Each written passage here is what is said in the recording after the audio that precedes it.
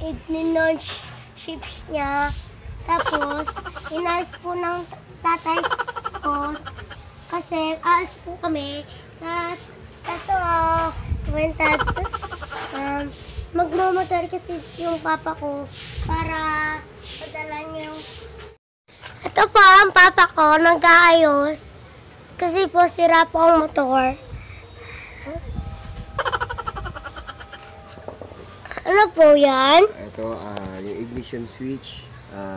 Nag-lose function kasi kaya nawawala yung kuryente ng motor. Ito, ni-restore natin. Binuksan natin tapos nilihan natin to. Ito. Yan. Nilihan natin to tapos nilagyan natin ng grasa para hindi na siya mag-lose function. Tapos ito, dinagdagan natin ng washer dito. Ang papa ko.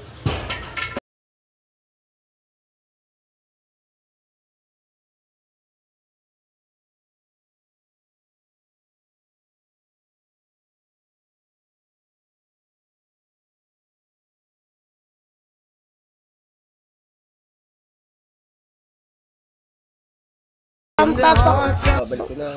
Nag-aayos. Babalik ko na itong Babalik na po yan. upa, tugutotoy.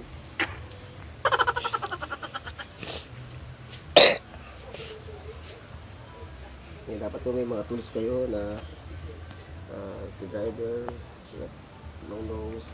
Opo.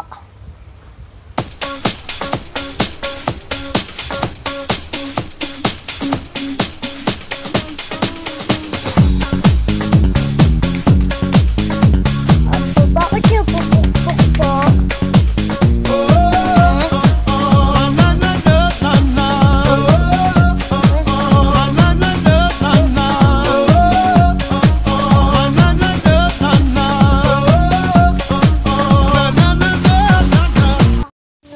Ayan guys, okay na.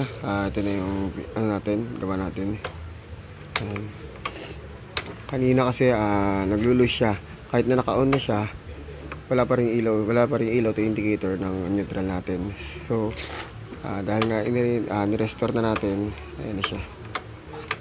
Ayan lang guys, thank you. At yung mga bago pa lang sa channel ko, please subscribe and click the notification bell para sa mga susunod nating videos. Oh, galing mo. Ito po ang bago natin ito. So guys,